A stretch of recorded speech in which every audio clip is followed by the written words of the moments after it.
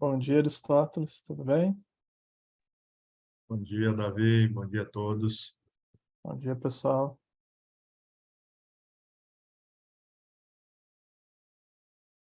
Bom dia.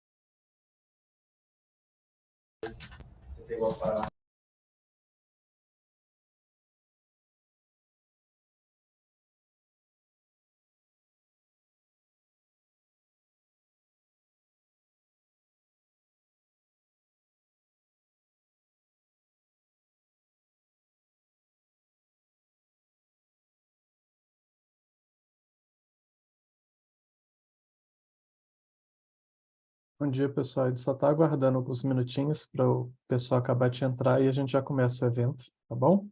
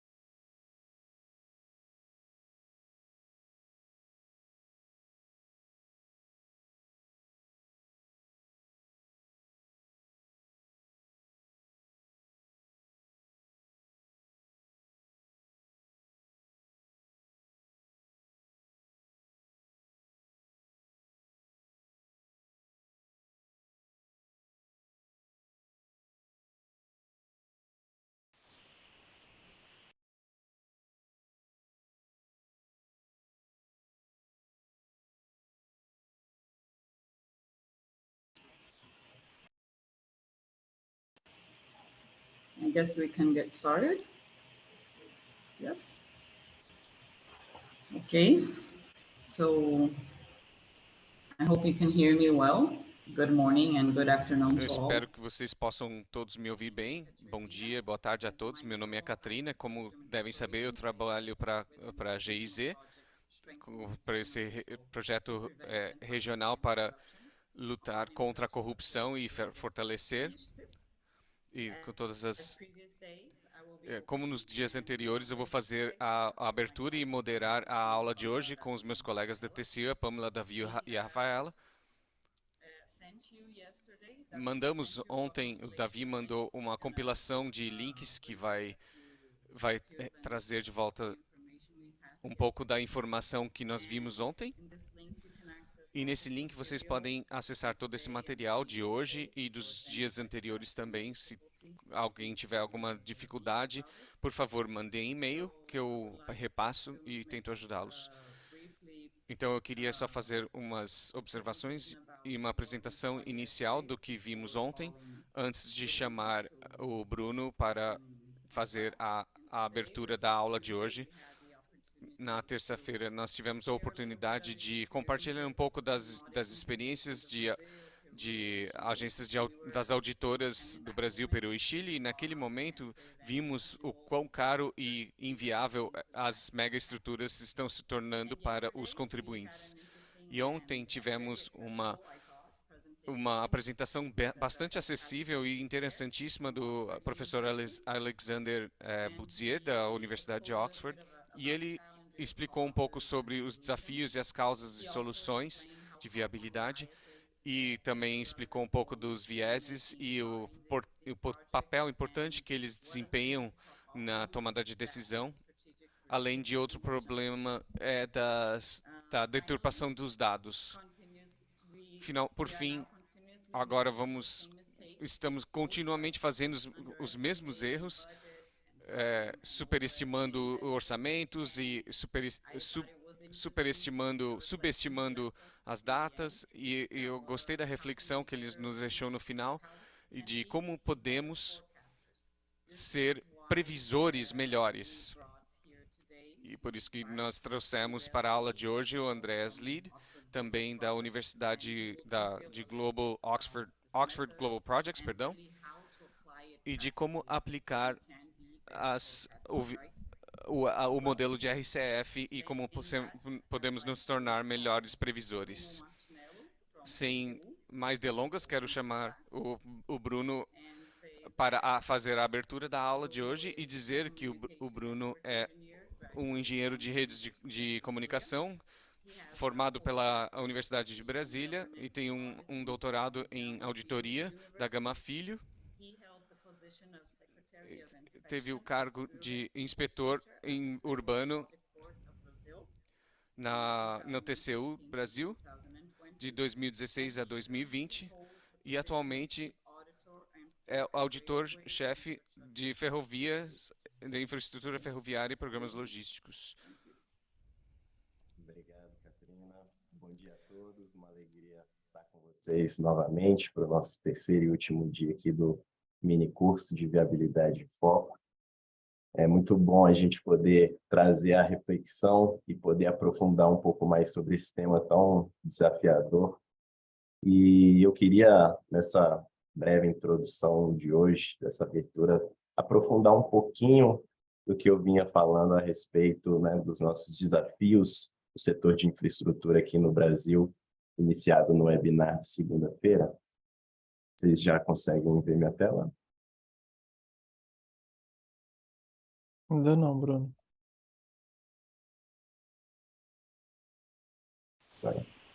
Agora está indo.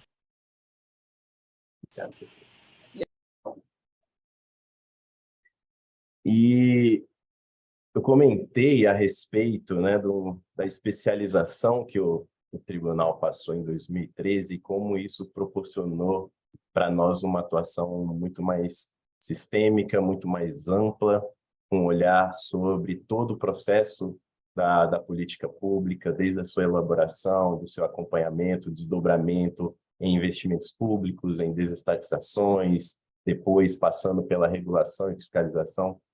E essa especialização, ela nos proporcionou, dentre esses trabalhos sistêmicos, a realização desse que eu considero um dos principais trabalhos que o tribunal fez nos últimos anos, a auditoria sobre as obras paralisadas. E nesse trabalho nós identificamos uma realidade assustadora, cerca de 1/3 das obras públicas do país estavam paralisadas. Isso não se restringia a um setor específico, passava por rodovias, ferrovias, mobilidade urbana, habitação, construção de creches, obras de saúde. Então, no geral, praticamente todos os setores padecem do mesmo problema. E falando de megaprojetos, isso não é diferente, pelo contrário, isso tende a ser uma realidade cada vez maior. E ao adentrar, ao buscar não somente fazer uma identificação, um levantamento, um diagnóstico da situação do país naquele momento, nós buscamos aprofundar principalmente a descoberta das principais causas que levavam a paralisação dessas obras. E o que nós identificamos foi uma constatação que praticamente, né, a maioria delas, e a gente chegou em 3 causas raízes, que eram falhas de projeto, indisponibilidade de recursos e capacidade institucional. Nós identificamos que praticamente essas 3 grandes causas, elas estão relacionadas a problemas de planejamento e também podemos dizer a viabilidade, ou a falta de análise de viabilidade. Um dado assustador em outra auditoria operacional que nós fizemos sobre gestão de riscos na carteira do PAC, do Ministério das Cidades, nós identificamos que no setor de saneamento, por exemplo, com o orçamento anual que estava previsto para o determinado ano, se não me engano, 2017, levaria cerca de 54 anos para o Ministério poder concluir toda a sua carteira sem contratar nenhuma nova obra. Era um número assustador e essa realidade mostra que a gente começa muita coisa sem acabativa. E muitas das vezes o problema de iniciarmos é que não fazemos essa avaliação se aquilo é viável, se aquilo se sustenta ao longo do prazo e, principalmente, quais benefícios isso estarão trazendo para o país. E a realidade acaba justamente nessa paralisação das obras, muitas das vezes essa descontinuidade causada por trocas de governo, pela falta de recursos, como nós vimos, e sempre passando por essa questão da viabilidade. E a gente entende que há desafios do nosso país vencer que devem ser levados em conta quando se trata da tomada de decisão, especialmente no tocante à viabilidade desses megaprojetos. O primeiro aspecto, né, que é inerente a esses megaprojetos é a complexidade deles.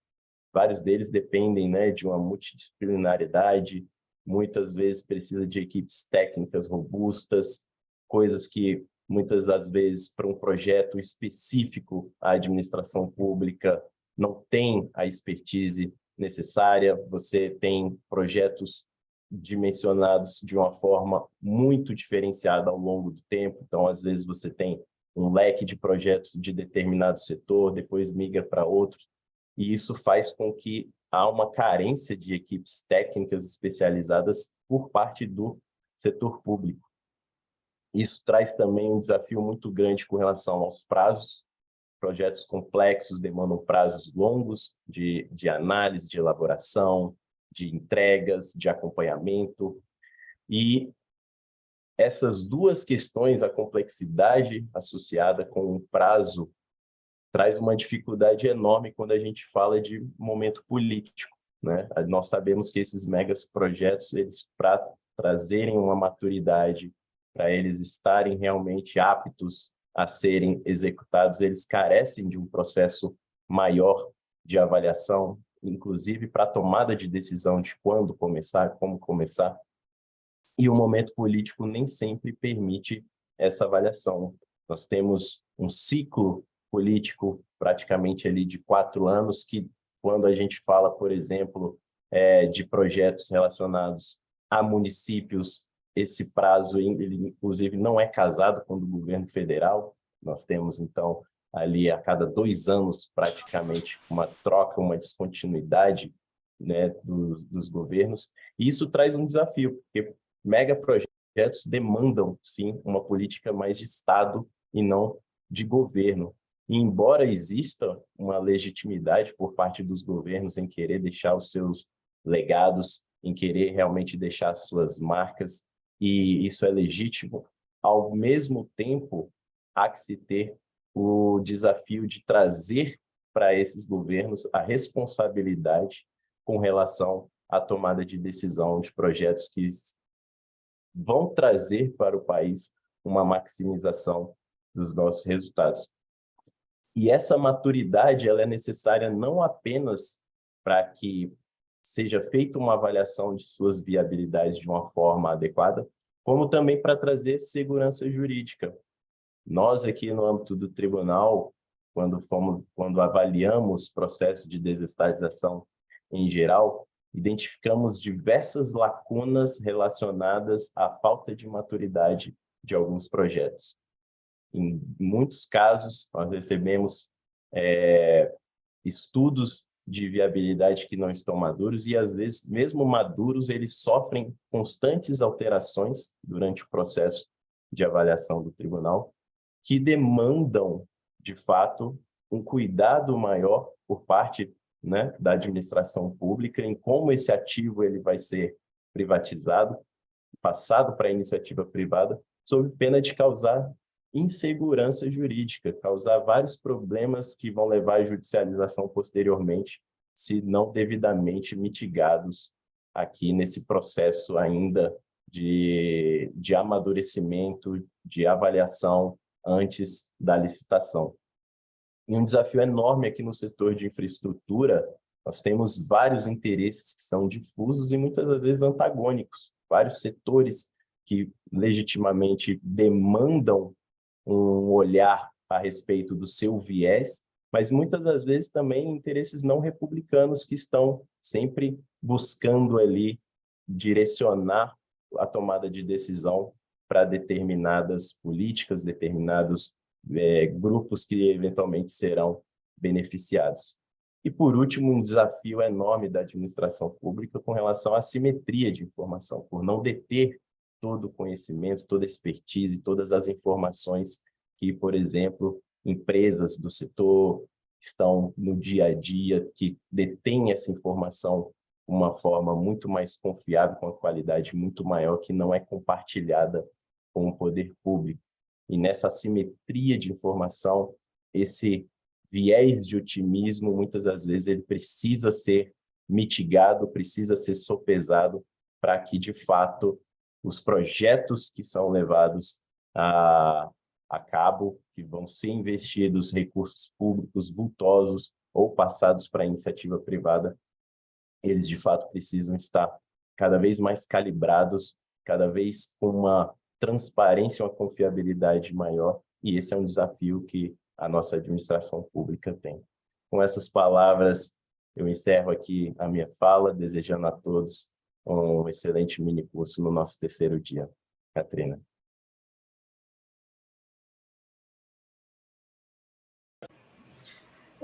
Thank you, Bruno. Very interesting, your presentation. So, without any delays, I will... Muito interessante sua apresentação, Bruno. Então, sem mais delongas, eu quero apresentar o Andreas Lied. Ele é o chefe de ciências de dados diretor de ciências de dados da Oxford Global Projects, se dedica a garantir o êxito de megaprojetos, melhorando a estimação de custos e prazos, mediante métodos baseados em dados, com a previsão da classe de referência e avaliação comparativa. Nesse cargo, ele dirige os projetos mais técnicos da Global Oxford Projects, dos quais implicam o uso de métodos avançados com processamento da linguagem natural e a aprendizagem automático. Além disso, é responsável pela gestão da base de dados e rendimento de mais de 17 mil projetos. Ele tem tanto um bacharelado e um mestrado da Universidade de Oxford. Eu só queria pedir você, André, se você puder ajudar os intérpretes e falar um pouco mais devagar, já que o tópico é um pouco mais técnico, queremos dar oportunidade a todos para absorverem a informação ao máximo. Muito obrigada. Muito obrigado pela apresentação muito gentil. Eu vou fazer um esforço para falar mais devagar. Eu sei que não é fácil traduzir ao vivo.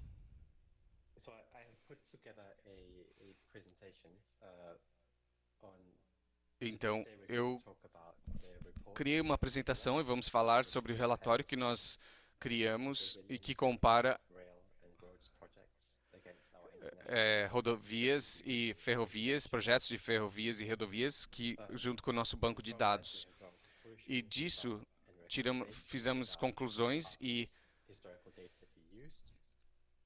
e recomendações de como usar esses dados históricos e como podemos melhorar a tomada de decisões baseado nos dados. Só em caso de que não tenham assistido à palestra do Alex ontem, eu queria revisar um pouco da teoria para que esteja claro, só para ter uma noção, para vocês terem um contexto adequado, porque é assim que nós observamos e analisamos os projetos de forma quantitativa e qualitativa.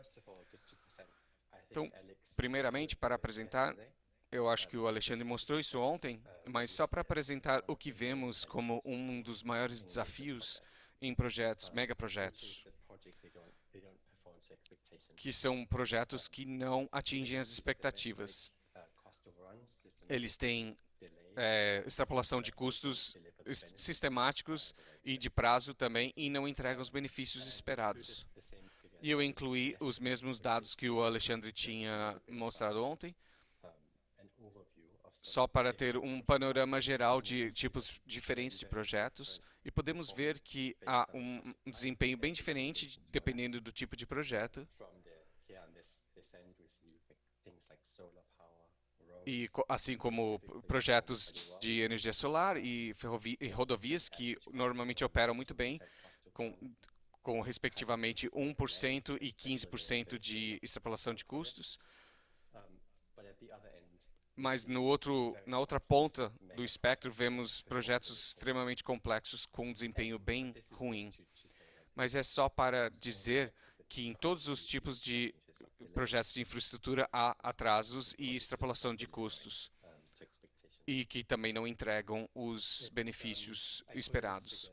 Também incluo esse gráfico, que é só para mostrar que quando olhamos todos os projetos grandes, então temos subgrupos dos projetos, todas as construções, e removendo o restante, temos 7.213 projetos como amostragem, sendo que apenas 39 estavam dentro do orçamento. Então, 1 em cada 20 estavam dentro do prazo e dentro do orçamento, e 0,2% dentro do prazo, no prazo e entregando os benefícios prometidos.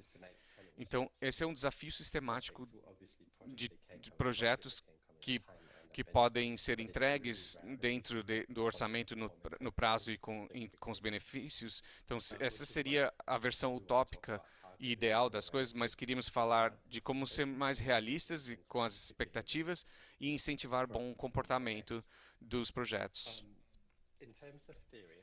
Em termos de teoria, o Alexandre explicou isso em detalhes e eu só vou passar bem rapidamente, por isso não vou entrar em muitos detalhes, mas vemos, pelo menos na literatura, 3 explicações principais por que os projetos não estão andando bem. Temos explicações técnicas, que conhecemos, que tem tudo a ver com erros de estimativa, de modelos de dados e aplicação dos dados. E é legal na literatura, mas quando olhamos os projetos, ele não tem um embasamento. Mas, então, normalmente gastamos mais do que menos do que o orçamento, então temos um viés para um desempenho pobre e não só que somos imprecisos. A segunda é o viés psicológico, que cobre o viés de otimismo.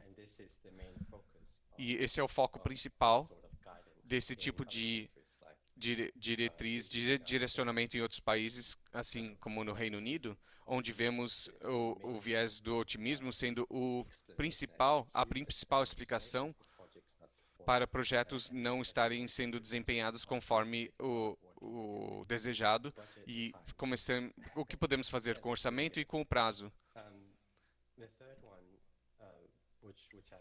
O terceiro aspecto que nós falamos também foram as questões de subdimensionamento dos projetos, que também aqui tem o viés, que é a manipulação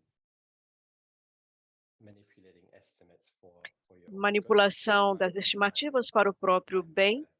Então, por exemplo, eu sou de uma organização do governo, um político, E aí eu ofereço alguns incentivos para que haja uma pressão do projeto com valores subestimados e eu ganhe o projeto. Também cobre, por exemplo, empresas de construção, empreiteiras, que são muito boas. Eles subestimam os valores com estimativas que não são realistas e também promovem corrupção, subornos, todo esse tipo de comportamento intencional. Bem, o que há de bom é que não analisamos como que esse poder do otimismo, que tem a ver também com esse viés político, na realidade são aspectos muito similares. E a reclamação, por exemplo, que os projetos são subestimados e leva a várias questões de subjetividade. Então, é importante ter o melhor planejamento e uma estimativa mais precisa. Bem, também, como que esses tipos de vieses eles vão afetar o planejamento de um projeto? Em geral, os gestores eles vão subestimar os custos, tempos de completude de um projeto, riscos de planejamento. Também eles subestimam os benefícios e oportunidades durante a tomada de decisões. Então, quando falamos de subestimação ou superestimação, vão levar à falácia no planejamento. Então, é importante ter uma realidade sobre o planejamento dos grandes projetos. O que nós podemos fazer, então? Eu sei que o Alex falou sobre isso também ontem, mas é sobre isso que nós vamos falar no restante da nossa sessão. Eu gostaria de relembrar o que é essa previsão de classe de referência, quando nós vamos tomar as decisões. O RCF é muito parecido com o que nós vemos no mercado, como que nós vamos realizar esses 3 passos. O primeiro é definir as classes de referências. Então, em primeiro lugar, se eu for fazer um projeto de uma ferrovia, por exemplo, a minha classe de referência deve ser projetos de trens de alta velocidade. Devem ser relevantes, analisar projetos similares de alto nível. Você não precisa entrar nos detalhes do projeto, mas os tipos de projeto e a classe de referência são suficientes para identificação sobre o que eu estou realmente fazendo. O segundo passo é estabelecer a probabilidade de distribuição, ou seja, a distribuição vai mostrar a classe de referência que você vai realizar, o menor custo para o maior custo de extrapolação, para que possamos prever qual seria a extrapolação de custo. Depois, vamos fazer uma previsão comparando o nosso projeto, projetos de ferrovia, por exemplo, com os dados históricos que vamos analisar e vamos considerar como que há uma distribuição histórica desse projeto ao longo dos anos. Talvez você já tenham visto esse slide, mas eu acho que este dado é muito importante, porque eu quero mostrar aqui o que é que essa previsão de classe de referência vai fazer, o RCF. Analisando aqui o gráfico na parte à esquerda, na parte interna, há uma previsão convencional. É assim que vemos essas previsões no mundo e este é o resultado do que temos um projeto. Há uma boa distribuição dos custos, talvez mais longa ou menor. Se a instituição tiver uma boa previsão dos custos, nem sempre essa previsão dos custos é boa, mas eles fazem essa curva para ver qual é a distribuição dos resultados e uma média de um cenário que nós vamos realizar e como que este projeto pode ser bom ou não. Então, vamos analisar os dados históricos que está na parte de baixo. É uma comparação bastante típica que nós realizamos com os dados históricos. E vemos daí quais são as extrapolações de custo e uma distribuição mais ampla dos custos dos grandes projetos. E podem ser muito mais intenso quando nós utilizamos o modo completo. mas é assim que estes métodos eles são comparados e é importante ter mais de uma comparação e, nesse caso, nós estamos utilizando o RCF para que seja um projeto realista quando pensamos na estimativa de um projeto. Aqui eu tenho este gráfico porque é outra possibilidade que nós desenvolvemos com o TCU e também para termos um relatório mais concreto. É um resultado bastante concreto do RCF. É uma distribuição cumulativa, uma curva distributiva, como eu falei antes, como que nós podemos analisar os projetos quando pensamos no custo mais baixo e o custo mais alto. São dados históricos. E se eu estiver, por exemplo, construindo uma ferrovia de alta velocidade, coleto dados, por exemplo, de 100 projetos e vou ter essa estatística, essa distribuição estatística com extrapolação de custo mais baixa e mais alta. Neste gráfico, é de um projeto que já foi realizado. Você pode ver aqui na curva, na parte mais baixa, o melhor desempenho com o melhor custo e a sua extrapolação dentro do orçamento, e aquele com o pior tipo de extrapolação, com cerca de 140% acima do valor orçado inicialmente no projeto. Esses tipos de dados aqui, se eu for fazer, por exemplo, uma ferrovia de alta velocidade, temos que ver quais são os riscos associados a este projeto. E várias vezes podemos observar os riscos de distribuição. Essa informação é extremamente útil.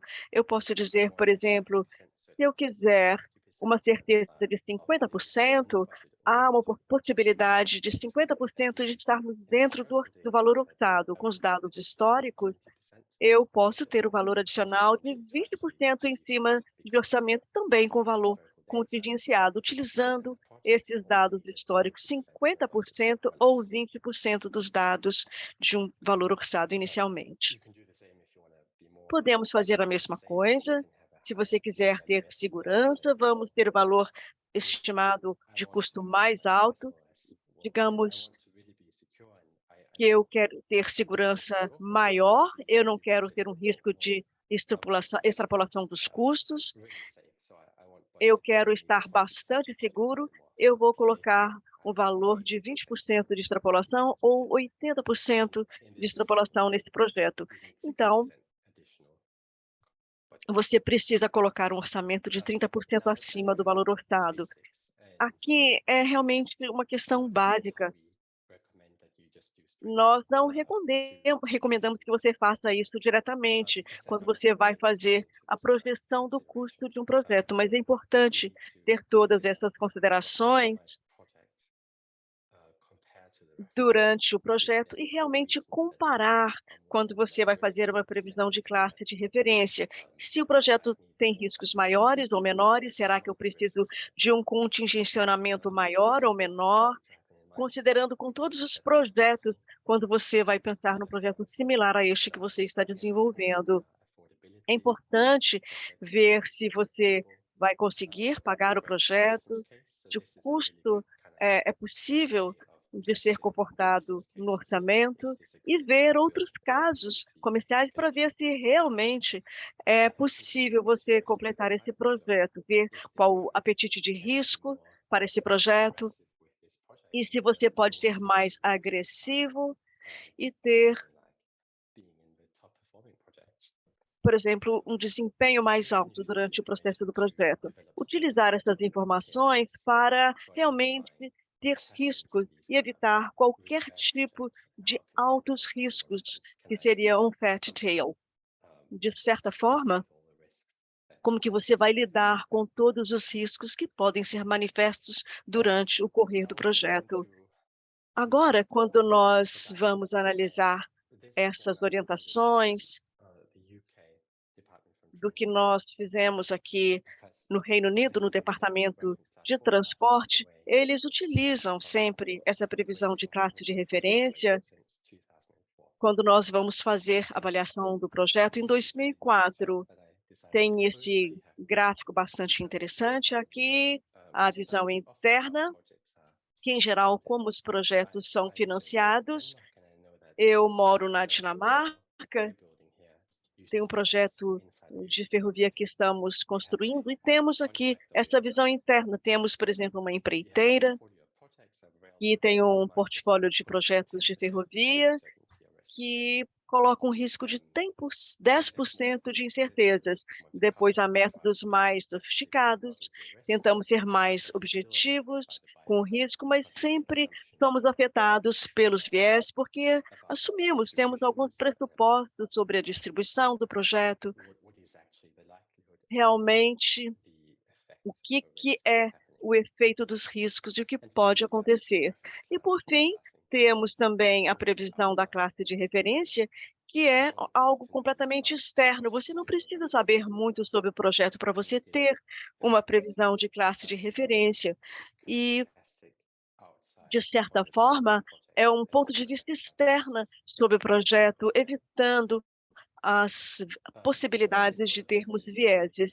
Bem, estes métodos aqui, ele é extremamente bom, porque ele vai usar os aspectos desconhecidos em consideração.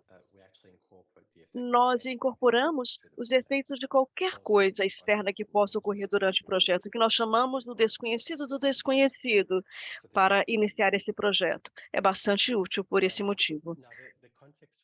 Bem, o contexto para escrever este relatório brasileiro e diretrizes sobre previsão de classe de referência especificamente no Brasil, analisar os dados do Brasil,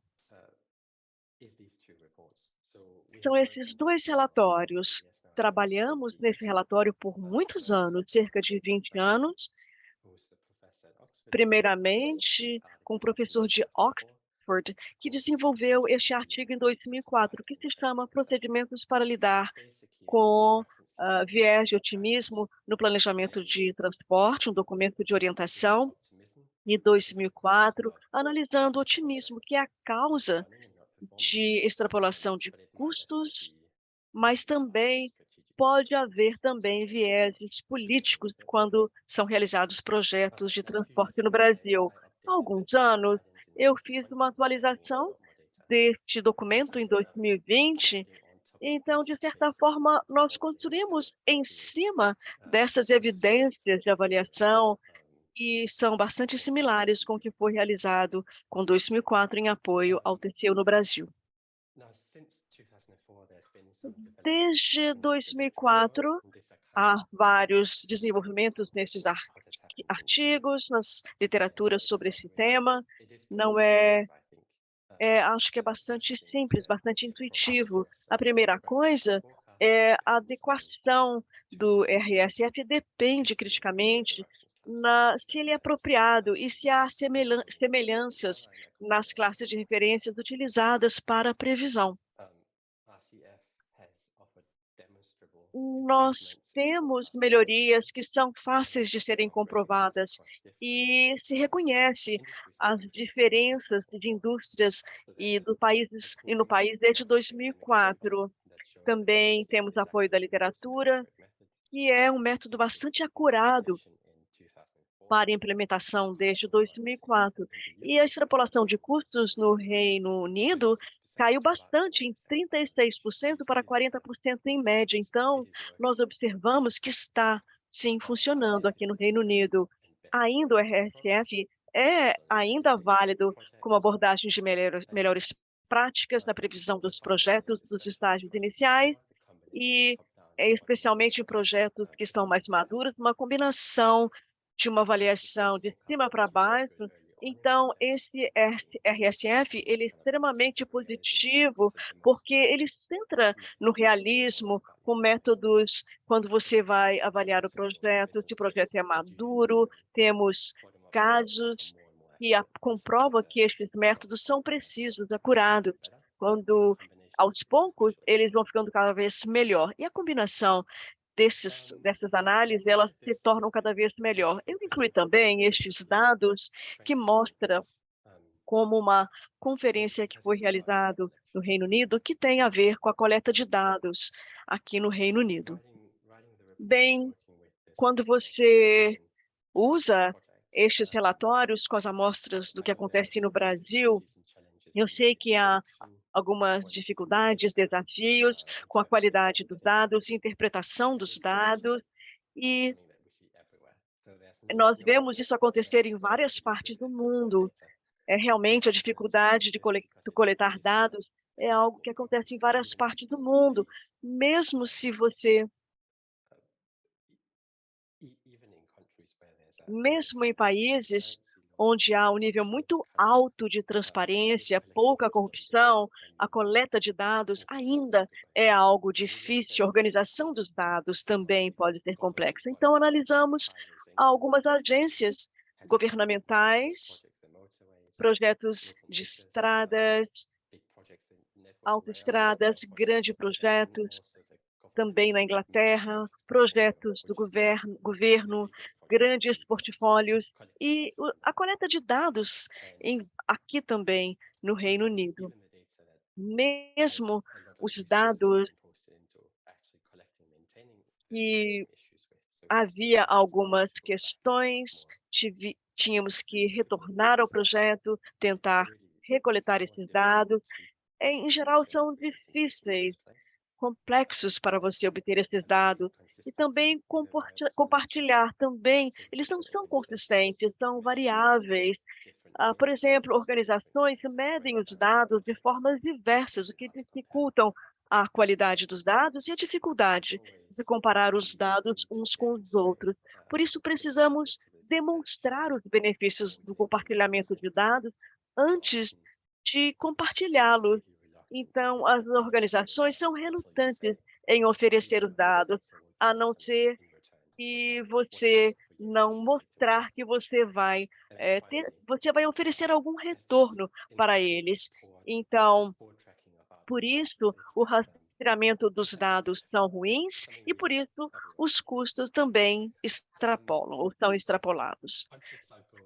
Bem, eu vou passar rapidamente sobre esses dados aqui. Também temos vários dados do Reino Unido na área de transporte, são muito similares, mas, por exemplo, temos aqui estradas, túneis, vários tipos de pontes, prédios. Começamos a coletar esses dados sobre terra, propriedade, trens.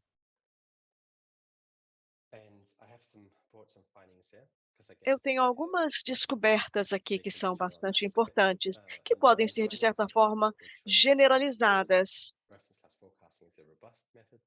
E utilizamos um método bastante robusto para fazer a previsão, para mitigar o que nós chamamos de viés de otimismo. Também temos aqui os custos operacionais, que são o OPEX,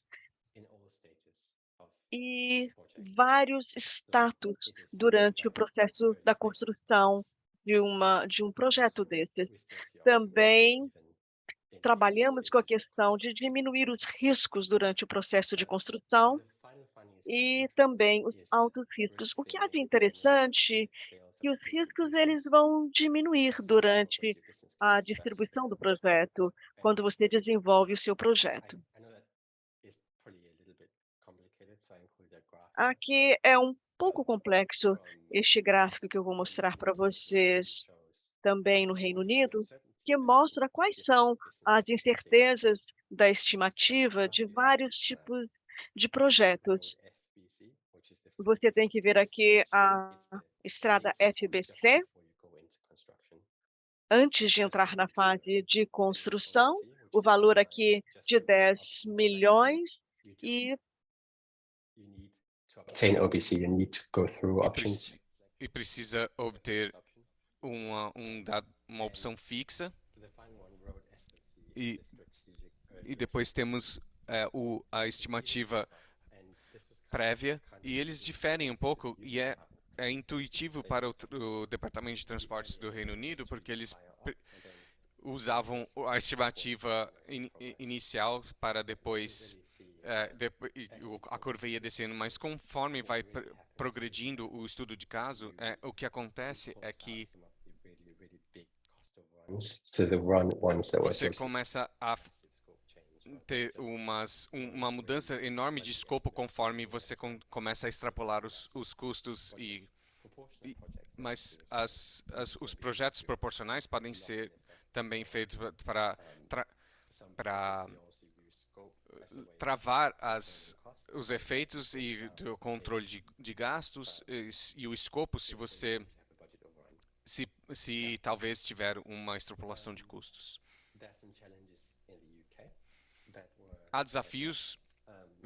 Havia desafios no Reino Unido que foram lidados, e o primeiro eu acho interessante, que é o RCF é uma profecia autorrealizante.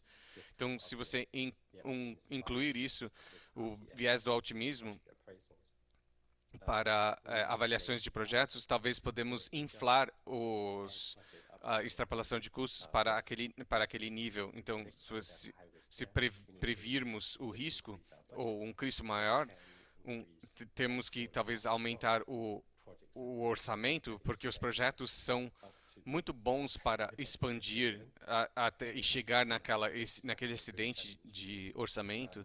Então, esse é um desafio enorme para o Departamento de Transporte, que eles não lidaram com isso e disseram que esse não é nossa tarefa, então eles simplesmente forneceram diretrizes, mas para evitar isso, tem que ter contingências em níveis diferentes. Então, você tem um orçamento para o projeto, então pode ser de P30, e daí você tem uma contingência para o projeto e no nível de portfólio. Então, você informa o governo, mas você não tem um orçamento para isso ajustado para essas extrapolações. O segundo desafio é que os dados são de natureza internacional.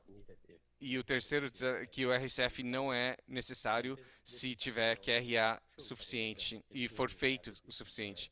Mas isso é raro que o QRA é feito de forma suficiente.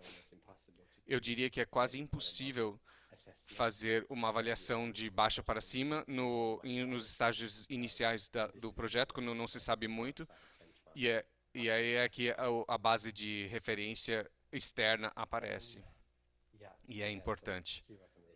Então, tem umas recomendações baseadas nas diretrizes do Reino Unido. Então, a ênfase de estabelecer um orçamento realista é ideal, e eliminar a legitimização do excesso de otimismo como uma rotina. Depois, a introdução de incentivos fiscais contra a extrapolação de custos, e eu vou falar um pouco mais disso mais para frente. Então, exigências formalizadas para a alta qualidade de custos e as avaliações de risco no caso empresarial. Depois, a introdução de avaliação independente, que pode ser uma excelente alternativa para a avaliação dos custos. Então, é nesse ponto que estava o Reino Unido. E depois queremos ver os dados, e temos aqui os dados e o relatório do Brasil, mas fazendo uma comparação internacional da precisão dos dados brasileiro e internacional e do Reino Unido, então é possível de comparar em termos de extrapolação de custos e de prazo em projetos de transporte. E podemos usar os dados históricos e quais dados devemos usar. Aí, o segundo propósito nesse relatório é que então, em todos os contratos da OLACEF, e acho que podemos, e vou falar disso um pouco mais para frente, mas há uma sinergia entre coletar esses dados e compartilhá-los entre países que pode fortalecer realmente os métodos de vários países. Então, eu fiz um print, eu acho que ainda não foi publicado o relatório ainda, então talvez a cara dele esteja um pouco diferente, mas essa era a imagem que eu tinha tirado. Então, olha, as fontes de dados e a preparação e os dados e aqui que nós analisamos os dados que chegaram por nós e foram analisados pelo TCU, foram coletados e fornecidos para nós. E na sua maior parte eram dados de rodovias e ferrovias, e nós colocamos uma tabela de resumo aqui na esquerda. Então, esses eram os dados a nível de contrato, e o número de contratos, e aí os bens diferentes. Aí tinha algumas pontes, alguns túneis também, além de ferrovias e rodovias. Então, 32 contratos de rodovia, 270 para rodovias, 83 para pontes e 5 para túneis. Alguns tinham uma coleção de dados e muitos dos projetos tinham sido concluídos e alguns tinham sido paralisados e outros ainda estavam em andamento. Então, queríamos ver e analisar os projetos que tinham sido concluídos. E então, comparando os dados que nós tínhamos acesso, e podemos ver que a base de dados aumentou bastante desde o Reino Unido, a diretriz do Reino Unido. Então, tínhamos 270 rodovias, agora temos 3.000 rodovias. Então, quando comparamos todas essas, então, ferrovias, rodovias, pontes e túneis, temos exemplos desses projetos e agora já inclusos no banco de dados. E também olhamos agora as limitações entre a comparação, porque a forma como nós olhamos os dados é que nós olhamos o projeto como um todo. Então, o custo total do projeto inteiro. E o acesso aos dados que nós tínhamos no Brasil era pacotes de construção. Então, tem uma natureza um pouco diferente. São custos parciais em vez do custo total. Que já era um desafio inicial, porque para fazer a comparação exata. Mas foi bem desafiador, porque um dos métodos que tentamos comparar os dados é dizer, tá bom, nós temos esses contratos e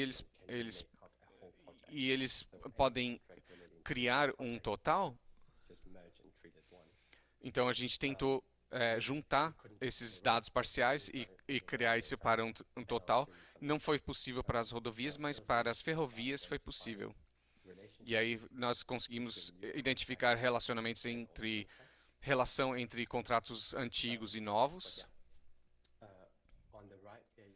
E aqui na direita podemos ver os números de contratos na parte de cima para pontes, rodovias e túneis e embaixo para ferrovias, e nós tratamos os dados separadamente. E uma coisa que se deve salientar é que podemos a extrapolação de custos super truncados aqui na faixa de 25%. Na maior parte dos casos, que se os contratos, conforme eles aumentam, extrapolam em até 25% ou mais, eles precisam ser tratados de forma diferente, mas também pode ser difícil de fazer essa avaliação, porque vemos esse 25% é criado artificialmente por causa do... Então, às vezes, os contratos são criados para lidar com esse pedaço do projeto e precisamos realmente entender qual que é a extrapolação de custo do pacote. Peço desculpas se eu estiver passando rápido demais pelas informações, mas daí olhamos isso inicialmente, vimos os dados do contrato e a extrapolação de custos versus os dados do projeto. E se começarmos a olhar do lado, tem dois gráficos aqui, do lado esquerdo temos rodovias, do lado direito temos ferrovias. Aqui temos então, olhando os dados de rodovias, se vocês conhecerem esse tipo de gráfico, ele mostra a distribuição dos dados. E aí temos essas caixas aqui no meio, então, onde temos 50% dos dados. E a barra grossa no meio é a média, os 50-50. Então, o projeto está bem no meio do banco do grupo de dados. E depois temos as linhas que mostram a faixa normal de dados. E depois temos os pontos individuais, que são os pontos fora da curva. Os projetos que não se enquadravam à faixa normal. E se olhamos os dados de rodovias, tínhamos uma amostragem bem grande de contratos brasileiros, por volta de 200. Mas a faixa é bem estreita, que é por causa da regra dos 25% de extrapolação de custo. Para ferrovias, nós pudemos identificar, pelo menos em alguns dos contratos, que estavam associados com o projeto como um total. E se olharmos do lado direito, então, das ferrovias, vemos o Brasil duas vezes, que uma para os contratos e outra Brasil projetos. E aí, na verdade, são 3 projetos onde pudemos puxar todos os contratos e colocá-lo no gráfico. E por isso que foi formado 2 bancos, 2 bases de dados diferentes. E olhando os custos, os 3 projetos de ferrovias eram altíssimos comparado com projetos no geral, mas os custos não parecem ser incomparáveis. Só tem uma grande diferença em termos de média de extrapolação de custos. E aqui, se olharmos de outra forma, em termos de extrapolação de prazos e os atrasos, que é baseado, temos dados completamente diferentes olhando no caso do Brasil. Então, para rodovias, vemos que os atrasos são muito maiores do que na maioria dos outros e comparável à África. Mas se compararmos com a Europa, ou uma amostragem de todos os projetos da América do Sul e da América do Norte, ele tem a tendência a ser mais alto, os atrasos. Então, se vemos 100%, significa 100% acima da estimativa de prazo. Então, temos projetos que passam de 200% e até 800%, que é um atraso bem extenso. Mas é difícil de comparar com contratos, porque mesmo em pacote de construção pode ser um atraso igualitário e distribuído ao longo do projeto, mas pode ser um atraso só de cada etapa. Mas quando olhamos para as ferrovias, onde temos os primeiros os contratos no Brasil, depois o Brasil Projetos, podemos ver que as ferrovias, a caixa está tão lá no alto, e uma diferença tão significativa de atraso para aqueles 3 projetos comparado com as amostras que temos da Europa e da América do Norte. E que todos os projetos, em geral, têm um atraso bem significativamente superior aos demais. Os projetos de ferrovias também colocamos e analisamos nesse gráfico. Perdão, eu cometi um erro aqui no gráfico. Eu vou corrigir antes de enviar para vocês, mas aqui colocamos, e se vocês ignorarem os atrasos de prazo e só olharem o gráfico, que aqui temos e desenhamos uma curva ascendente, que são os dados históricos de projetos de ferrovia internacionais. E vemos a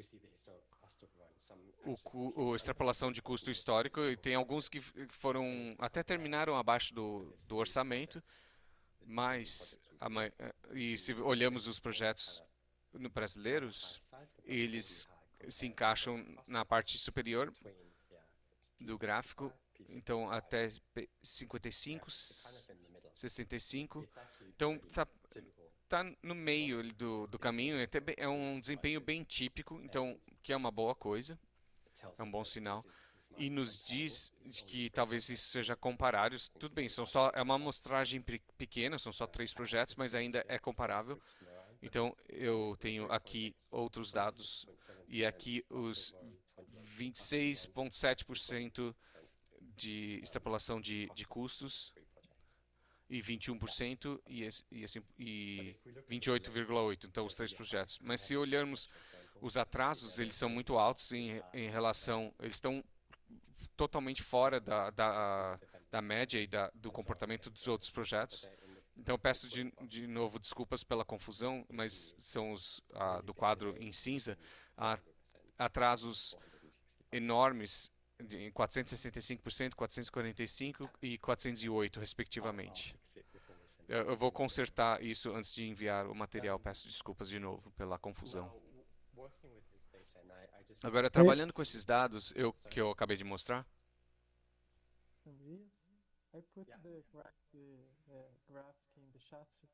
eu coloquei os dados corretos no gráfico. Muito obrigado. Então, se olharmos essas curvas,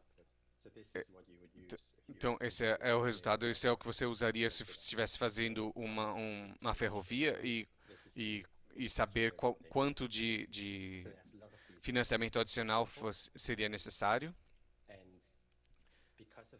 E por causa das questões que tivemos com os contratos, uma das recomendações que fizemos é usar os dados internacionais para começar até termos mais dados brasileiros e criar gráficos novos. Mas essa é a expectativa média e os alvos orçamentários. Então, temos uma curva aqui só para exemplificar os dados que nós temos. Então, fizemos uma série de recomendações no relatório e muitas delas têm a ver com, claro, com a análise em si, mas tem recomendações de como utilizar esses dados e desse RCF, os dados de RCF, e recomendações também de qualidade e transparência de dados. Então, se eu só falar um pouco sobre as recomendações de usar RCF primeiro, é um relatório bem extenso, mas tem 4 pontos essenciais que eu queria abordar. A primeira tem de equilibrar as abordagens. Então, o RCF é um método excelente. Tem bastante literatura, é mais preciso, é uma forma muito boa de ter um entendimento realista de resultados potenciais. Mas sozinho, ele não é muito útil. Ele é muito bom para avaliações e entendendo quais são as incertezas de projetos, mas se você tem que gerenciar o risco de um projeto, o QRA é importantíssimo porque o RCF é externo, de cima a baixo, e ele não fala nada dos riscos específicos de um projeto. Então, é importantíssimo ter os dois, o QRA e o RCF, e o QRA para gerenciar riscos específicos e o RCF para entender quais são as incertezas e o tipo de construção que estamos construindo. Então, temos coisas bem diferentes e temos uma lacuna muito grande entre o RCF e o QRA. Então, isso está nos dizendo que podemos ter projetos muito diferentes, mas provavelmente está nos informando de que provavelmente estamos esquecendo alguma coisa em algum risco que nós não capturamos e não avaliamos. E normalmente é um motivo porque os projetos têm um histórico tão negativo. Mas a forma de equilíbrio usando o RCF em estágios iniciais de projetos, devido às incertezas, várias incertezas, e depois, conforme o projeto vai amadurecendo, você faz a transição para a abordagem de QRA, de cima a baixo, porque eles se tornam mais precisos e mais guiados para o projeto específico. A questão de quando você faz a transição entre métodos, então, depende muito do nível de maturidade do projeto.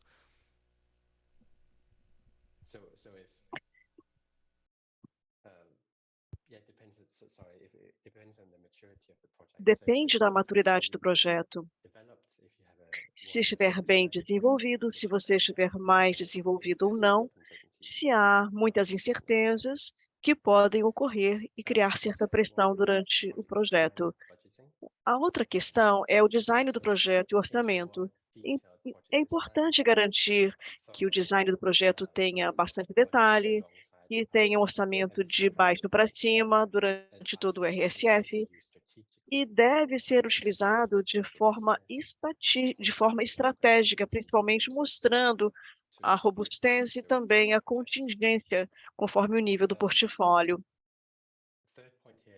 O outro ponto são estruturas de incentivo. Um dos aspectos que nós observamos no Reino Unido com este método, que é muito bom com este método, que ele atinge os objetivos e ele vai em conformidade com o valor orçado. No entanto, pode também aumentar o custo total. Em alguns casos, no Reino Unido, há uma extrapolação de custos porque você coloca a contingência, mas não de forma adequada. Então, é importante entender quais são esses incentivos que devem estar alinhados com interesses da empreiteira, com objetivos do projeto, e incentivar que a gente não tenha uma distribuição adequada do orçamento ao longo do projeto.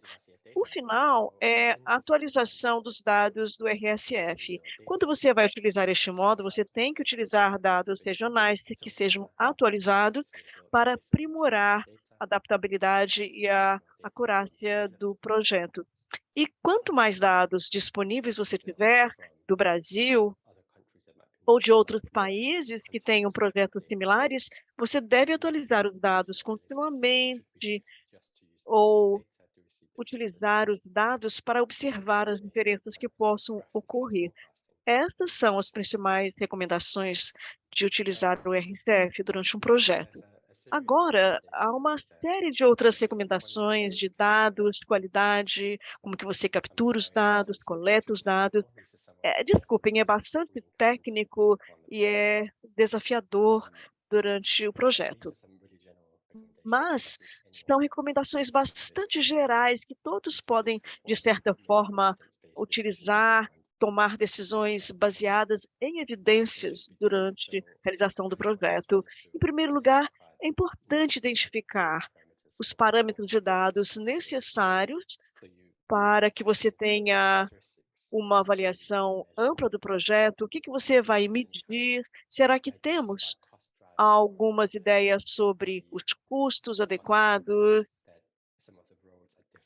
Por exemplo, algumas estradas são diferentes das outras, e o que realmente deve utilizar os dados utilizados nesse projeto. É importante, se você tiver o uso de RCF, analisando, por exemplo, os riscos, se você vai ter um projeto, um benchmarking também, um projeto padrão, porque aí, por exemplo, quando você pensa em estradas, em trilhos, isso tudo pode impactar o custo.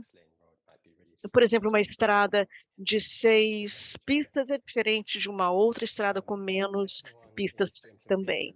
A outra questão é coletar os dados, implementá-los no nível do contrato e ter uma base do projeto. É importante ter uma mensuração adequada, não apenas os pacotes de construção, e também os contratos do nível do projeto. São bastante úteis para que possamos entender os preços, os pacotes do projeto, necessária informação sobre exatamente o escopo do que você vai projetar e construir. Também, a outra questão é garantir que os contratos estejam totalmente conectados aos respectivos projetos, tendo diretrizes para a interpretação dos dados e para ver a viabilidade deste projeto. Ou entender as classes de categorias do projeto, tendo dados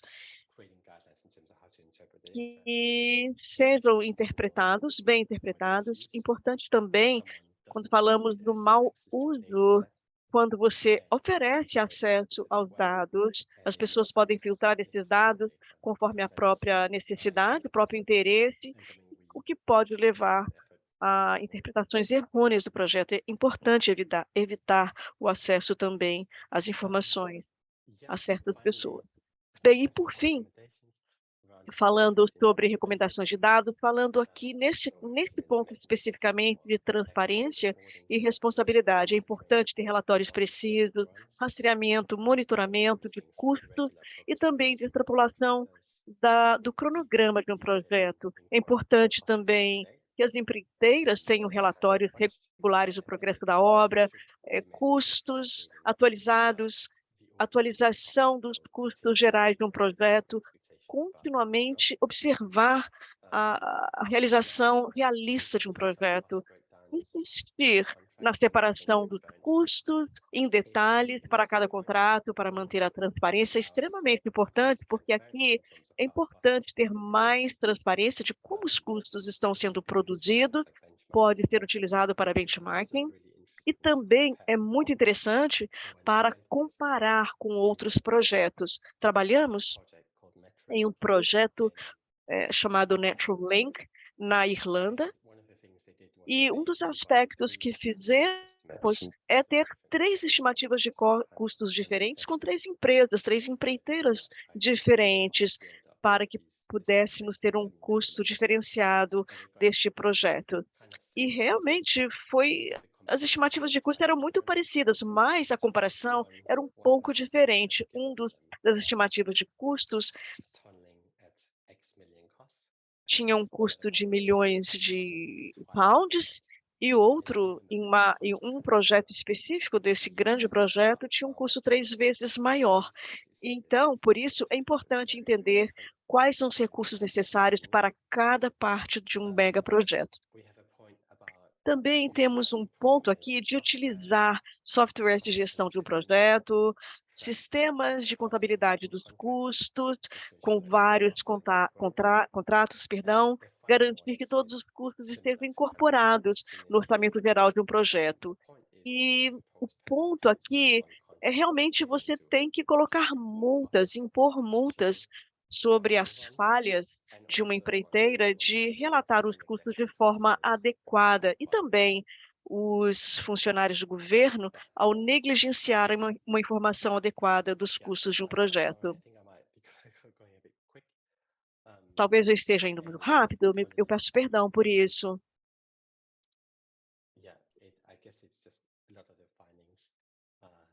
Há muitas informações e muitas informações que nós estamos passando para você. Peço desculpas se estou indo rápido demais. Mas aqui também nós temos oportunidades para as OLACEFs. Por exemplo, com OLACEFs, pode-se, de certa forma, fortalecer os esforços para combater a corrupção, melhorar os projetos de infraestrutura no Brasil e também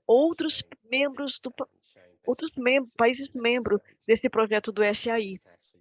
Também países que podem, de certa forma, aprimorar a qualidade e a utilidade dos projetos de infraestrutura, utilizando dados para a tomada de decisões e avaliação do desempenho dos projetos. Isso é feito em várias partes do mundo, várias organizações, comissões de projetos de infraestrutura, organizações que utilizam os bancos de dados para analisar os custos. Em geral, trabalham em conjunto para comparar os custos e realmente compreender o que está indo bem, como cada país pode aprender um com o outro e como que a tomada de decisões pode ser melhor. Também é uma forma de resolver problemas de não ter dados suficientes do próprio país. Podemos utilizar esses dados de vários países. E eu listei aqui alguns benefícios, e aqui você pode obter dados mais precisos, estimativas mais confiáveis, com análises de custos que devem ser realizados. Também,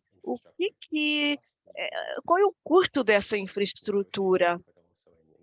Também em termos de negociação, compensação para os mercados, também gestão mais eficiente, mais eficaz dos projetos de infraestrutura, melhor alocação dos recursos, e você vai reduzir os riscos de corrupção para diminuir os trabalhos ou obras públicas que não são terminadas. Então, o que pode ser feito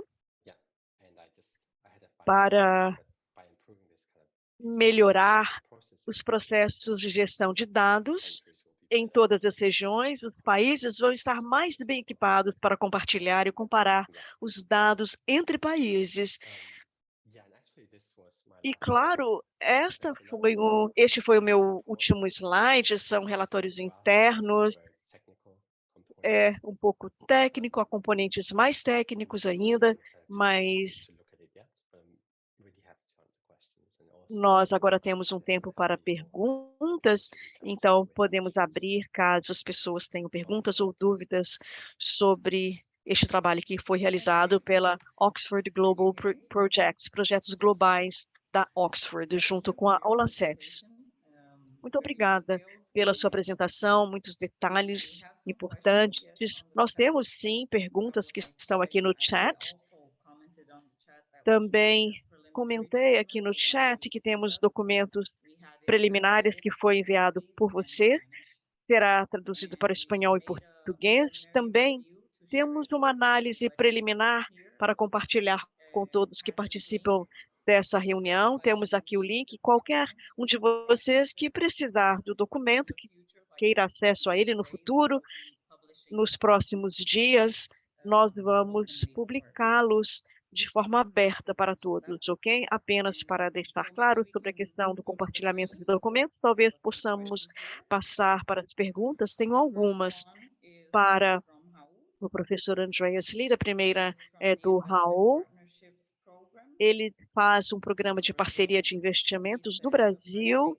Ele diz, a primeira dica deste exercício seria melhorar a qualidade de dados gerenciados pelos projetos de infraestrutura que temos. Será que eu posso fazer duas perguntas?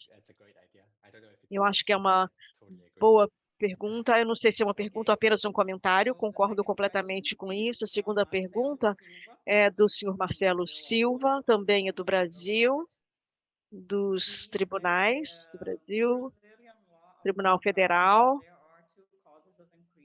Nós temos duas possibilidades de custo do projeto. Uma é dentro do orçamento, porque há sempre a questão da inflação, e basicamente para abordar as mudanças nos conceitos do projeto, que pode ter um aumento de 25%. Nós já realizamos esse estudo. Será que estes estudos, eles extrapolam o método de RCF nesses dois casos, ou apenas durante a mudança do projeto?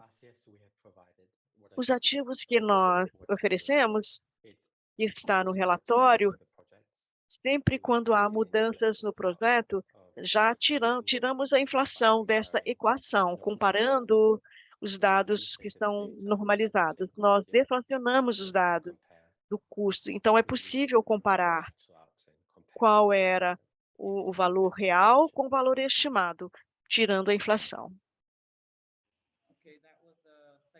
Catarina, só um comentário. A gente colocou todos os dados em 2021, então estão todos na mesma database.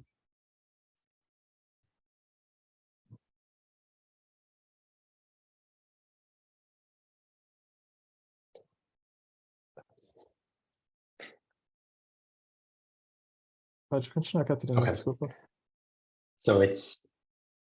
So David just said. Davi acabou de dizer, pelo que eu entendi, que os custos estão sempre no mesmo banco de dados, mas a deflação é para os dados internacionais, para que seja comparável. Tínhamos que, para que a gente pudesse chegar a esses mesmos dados, que é de 2021. Você pode comentar sobre as primeiras perguntas, este exercício que Raul está mencionando, que a primeira dita deste exercício seria melhorar a qualidade dos dados gerenciais dos projetos de infraestrutura. Bem, eu concordo com isso. Eu acho que há algumas recomendações de quais dados devem ser capturados, utilizados, em que nível devem ser utilizados, o que podemos fazer com esses tipos de dados também. Mas eu acho que, falando novamente de dados, os dados são necessários, com várias análises diversas, para que possamos incorporar na tomada de decisões. Então, os dados internacionais é a forma de você seguir na construção de dados, e isso sim é bastante relevante. So maybe the third question. A terceira pergunta, também do Brasil, do senhor Carlos Ferrari, do TCU. No Brasil, a legislação inclui vários serviços do que 25% de extrapolação dos custos. É por isso que a distribuição dos custos chega a 25%, mas isso não quer dizer que esse contrato foi executado. Também, por exemplo, você pode contratar uma outra empresa para finalizar a obra. É muito comum no trabalho de construção de estradas que a sinalização nunca seja realizada. Por causa disso, você não acha que você deve resolver a finalização a completude do projeto? Bem, passei muito tempo trabalhando sobre isso, fiz várias iterações durante o projeto. É uma questão muito complexa, porque é difícil identificar qual é o novo contrato que vai ser emitido relacionado com o trabalho antigo da construção de uma estrada, por exemplo, aquele contrato inicialmente que foi fechado, terminado. Um dos aspectos que também tentamos gerenciar é, em primeiro lugar, ver o escopo de quanto do trabalho foi terminado, executado, e levando isso em consideração quando calculamos a extrapolação de custo. Nós levamos em consideração porque tentamos tratar esses dados de formas diferentes. Eu acho que ainda é uma questão relevante e, com certeza, eu recomendaria que isso deve ser mais fácil entender qual contrato está relacionado um com o outro. Por exemplo, se o próximo contrato ele é uma continuidade do outro, a gente pode fazer isso com o trabalho de construção de ferrovias, mas tivemos mais problemas quando pensamos nos dados de construção de estradas, ok? Eu gostaria de falar um pouco mais sobre isso que foi falado. Eu vou falar em português. E também acho que foi a principal crítica do pessoal de Oxford em relação aos nossos dados. A gente coleta aqui, igual o Andreas disse, só por contrato. E esses contratos, igual o Ferraz bem falou, eles terminam em 25%, eles são truncados em 25%. Mas a obra não terminou ali naqueles 25%. Tem contratos suplementares que são feitos para isso. Às vezes tem suplementar, do suplementar, do suplementar, e a obra ainda não terminou. A gente viu isso daí muito na Valec, na antiga Valec. Tinha um contrato original, aí terminava o contrato, aí a obra continuava, aí tinha um contrato suplementar, aí não estava na qualidade, aí tinha que gastar mais um outro contrato, um RDC, para colocar na qualidade. E o problema é que nem a Valec, a antiga Valec e o DENIT gerenciam isso, deixam isso daí público. A gente tem a gestão só por contrato. Então, dificultou muito a vida do Andreas lá na hora de analisar. Quando a gente chega nesse aumento de custo de 25%, a gente sabe que isso daí é muito superior. Por isso que os nossos dados estão semelhantes ao resto do mundo, mas provavelmente a gente está numa situação muito pior. Aí, em relação às ferrovias, a gente fez um esforço hercúleo para tentar identificar todos os contratos que eram suplementares. E vocês veem que o aumento passa bastante 25%. Mas ainda tem um outro problema, né, Andrés? Os nossos dados não têm vários custos que nos projetos internacionais são constantes. Aqui não está incluído custo de trilho, não está incluído custo de impactos ambientais, custo de projeto, desapropriação. Então, quando a gente olha esses valores, são os mínimos. Eles já são altos, mas eles devem ser vistos como valores mínimos de aumento de custo, né? E a principal contribuição, eu acho, é mostrar bem claro como os nossos dados são muito menos transparentes do que os internacionais. E a gente tem que melhorar a nossa gestão para a gente conseguir mostrar para a sociedade os nossos reais custos dos nossos projetos. Hoje nem a sociedade sabe, o controle também não sabe, e o pior é que nem o gestor conhece os reais custos dos projetos.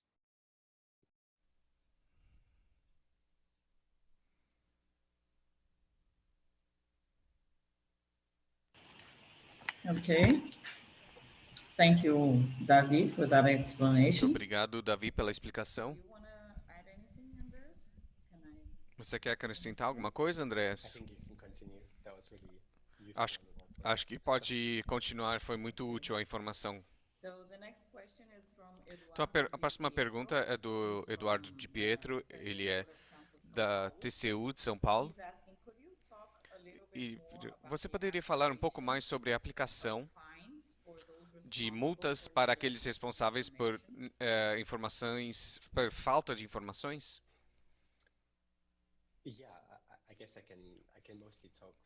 Acho que eu posso falar da perspectiva de onde eu vivo, mas é uma das medidas para incentivar bom comportamento.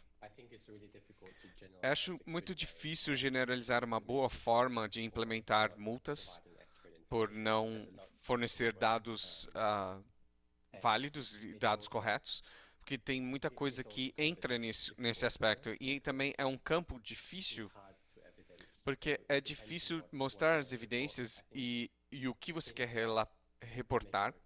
Então, coisas como exigências para fornecer atrasos e custos incorretos, nesse nível é possível fazer, mas informar extrapolação de custos se torna uma questão complexa para fornecer evidências. E muitos empreiteiros podem colocar, depende muito do contrato e como estão trabalhando, mas eles podem colocar entrada de dados e colocar sistemas para você verificar e extrapolação de custos e atrasos. Mas é alguma coisa que tem que ser implementado com muita cautela. Mas eu acredito que quanto mais eficiente for a implementação para incentivar bom comportamento, dá para ser feito com multas, mas também com recompensas. E se você der recompensas agressivas e incentivar o empreiteiro para trabalhar dentro das limitações impostas,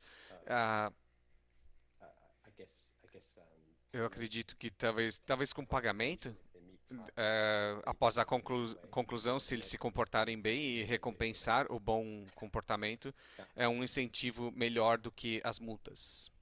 Okay, that makes sense. So, Faz sentido, next com certeza. question Então, a is próxima from pergunta é do Josuel. He's a student at Ele é aluno Federal University of da São Universidade Paulo. Federal de São Paulo. He's asking where data Ele está from highway concession perguntando onde estão os dados inclusos enviados à since concession contractors TCU, já que os contratados não têm esse limite de 25% e o reequilíbrio financeiro aparece de outras formas, esses contratos não poderiam fornecer dados mais próximos da situação real? Eu acho que vou deixar o Davi responder essa pergunta. Os contratos de concessão, né? Tem até uma dificuldade de saber os reais custos, né? A gente consegue analisar a questão das demandas, mas nesse caso a gente incluiu apenas contratos do DENIT e da antiga Valec, hoje Infracia. São os maiores contratos de construção rodoviária e ferroviária. Em relação às concessões, é até interessante a pergunta, né? A gente tem um colega, o Fábio, ele fez um estudo de pós-graduação dele que analisou o otimismo em relação à demanda que as concessionárias dão no momento do lance, que os licitantes dão no momento do lance para concessões rodoviárias. Ele viu também um otimismo bem exagerado disso daí. Ele chegou à conclusão lá que as estimativas que o governo usa para ver a demanda estimada para obras rodoviárias estava ok, batiam com as demandas reais que acontecem ao longo do tempo. Só que quando você olhava para o licitante vencedor, ele sempre afundava no momento lá no preço, para isso ele afundava na demanda, e essas demandas não se concretizavam ao longo do tempo. Isso daí gerava uma série de reclamações, né? A demanda não se concretizou, então por isso que eu não consigo fazer a obra. Mas viu que em todas nas 3 primeiras etapas de concessões brasileiras, mais de 20 anos, ele conseguiu ver esse viés do otimismo. E é uma complementação desse trabalho, que aqui a gente focou só apenas em custo. Mas, respondendo objetivamente, a gente não analisou contratos de concessão. Às vezes é algo até para a gente ver no futuro. Tem o pessoal da NTT aqui, talvez eles tenham os dados disponíveis para isso.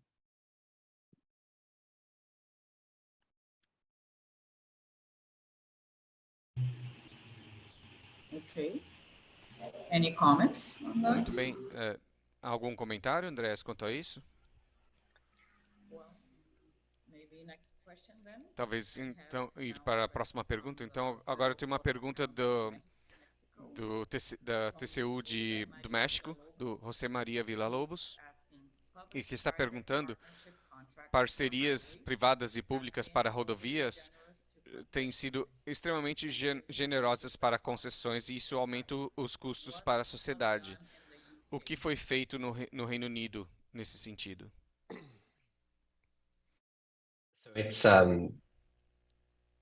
yeah, that's a good question. It's a É uma big debate. pergunta excelente, porque é um debate enorme na academia e ainda não está claro, baseado nos dados, mas tem uma literatura enorme e um grupo enorme de pessoas que promovem parcerias privadas e públicas para esse tipo para projetos de infraestrutura que argumentam ser mais eficaz dessa forma. E os dados ainda não são claros e não tem um resultado onde realmente comprova uma performance melhor para projetos de colaboração. Mas vemos com certeza que os custos são mais altos, mas também vemos que frequentemente que o bem é de qualidade melhor e a manutenção é melhor também. Então, eu examinei de uma forma acadêmica, eu examinei hospitais e os hospitais construídos no Reino Unido, nessa parceria, nesse formato de parceria, eles perdem mais tempo na fase de planejamento e gastam mais dinheiro com planejamento, então eles têm custos adicionais de planejamento mas daí a fase de construção é bem mais eficaz e com menos atrasos também. Então tem exigências maiores de investidores privados nessas parcerias em termos de exigências para o desenvolvimento do projeto. Mas eu não consigo comentar muito sobre esses resultados. Desculpa, o meu áudio cortou. Desculpa, Andrés, meu áudio cortou, eu não consegui ouvir a pergunta. Teve um problema de internet aqui. Catarina, se você puder repetir a parte que eu poderia comentar? Okay, I can repeat the.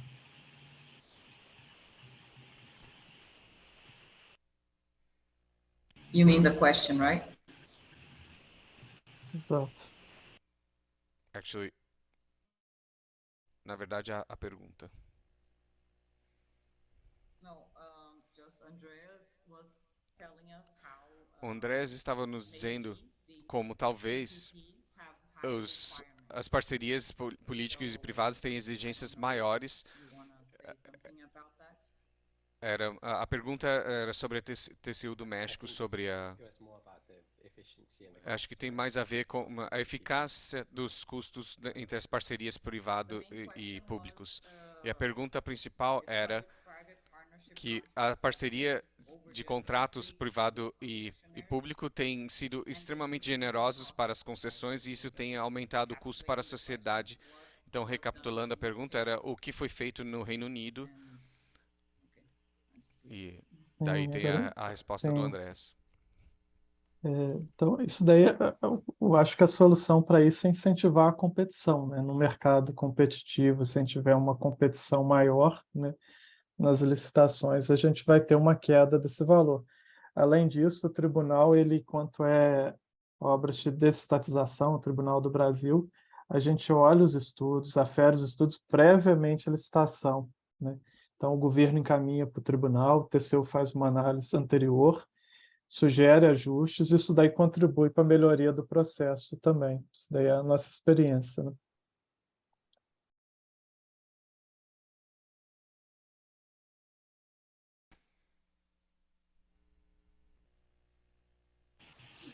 Okay.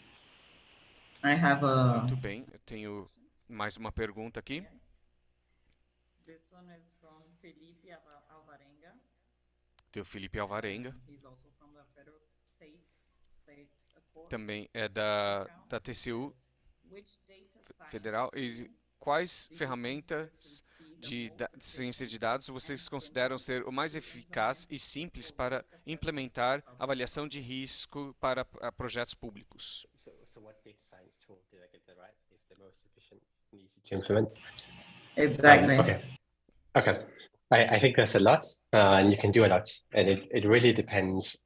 Acho que varia muito e depende muito do tipo de dado que você tem acesso. Então, algo como o que eu falei hoje sobre RCF, se você chamar isso de se você chama isso de uma ferramenta de ciência de dados, é fácil de implementar, porque ele é fácil de aplicar e é fácil de interpretar intuitivamente. Mas dependendo dos métodos, acho que a ciência de dados vai ter um efeito cada vez maior para a gestão de projetos e para projetos em geral. E também é facilitado pelo aumento de dados de projetos. Então, estamos com tecnologia em drones que nos permite extrair mais dados utilizáveis para aplicações no nosso campo.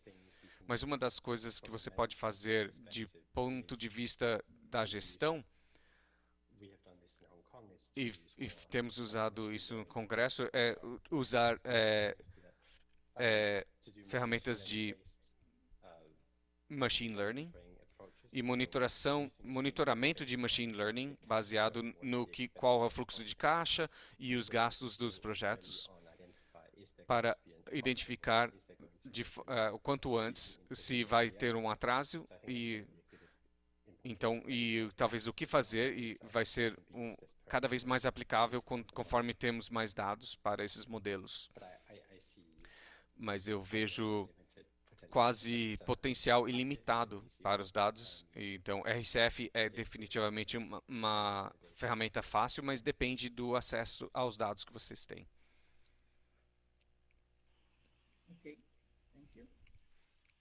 Muito obrigada.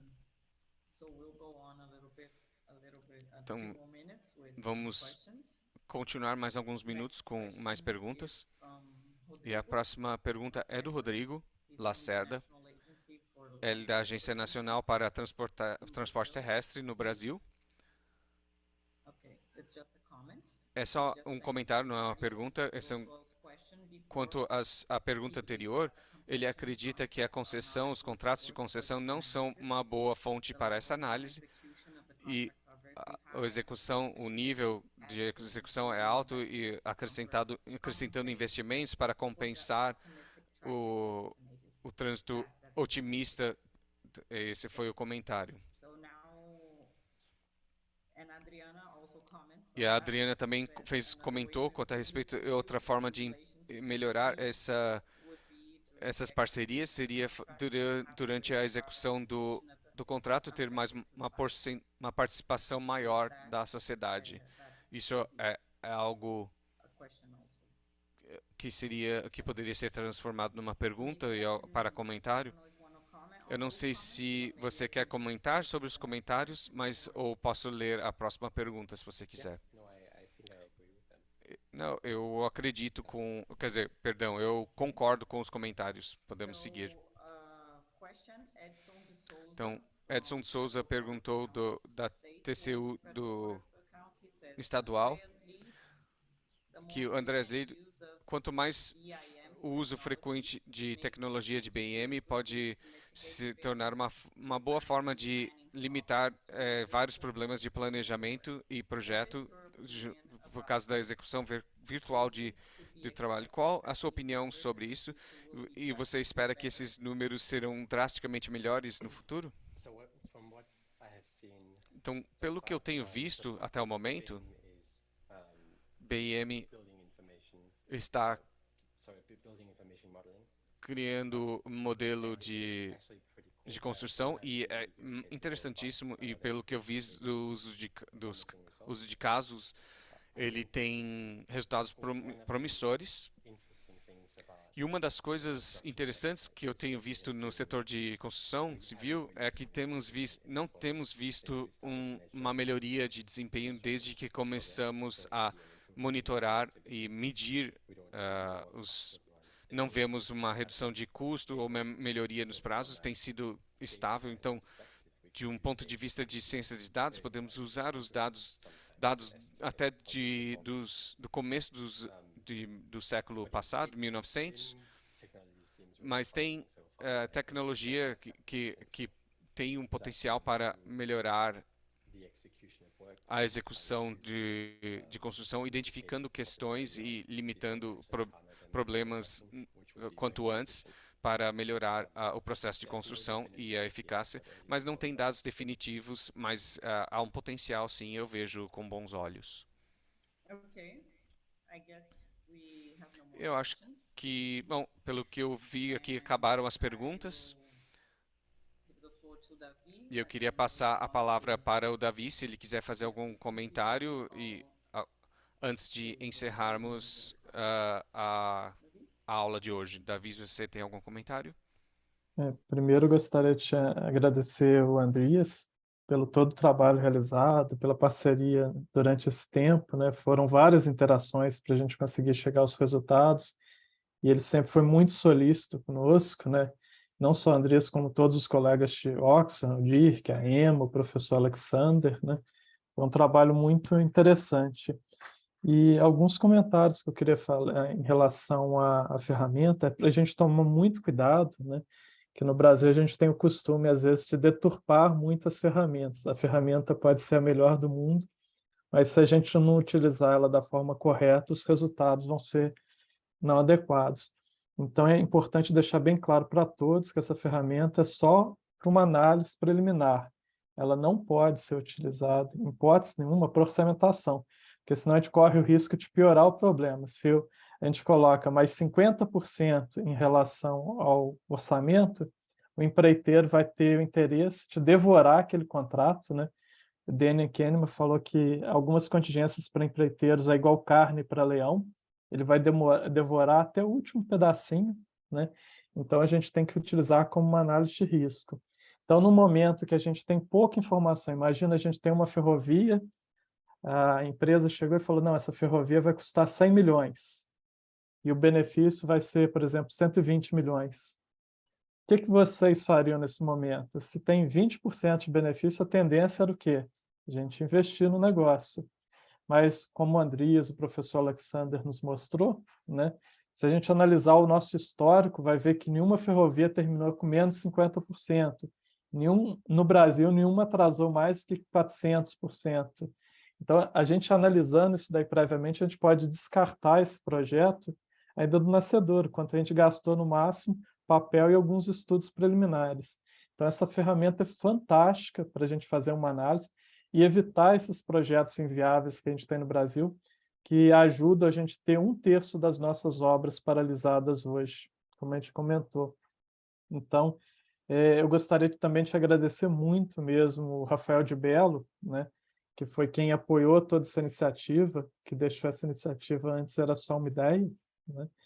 Mas antes passar a palavra para o Andrias Lide e depois para o Rafael de Bello.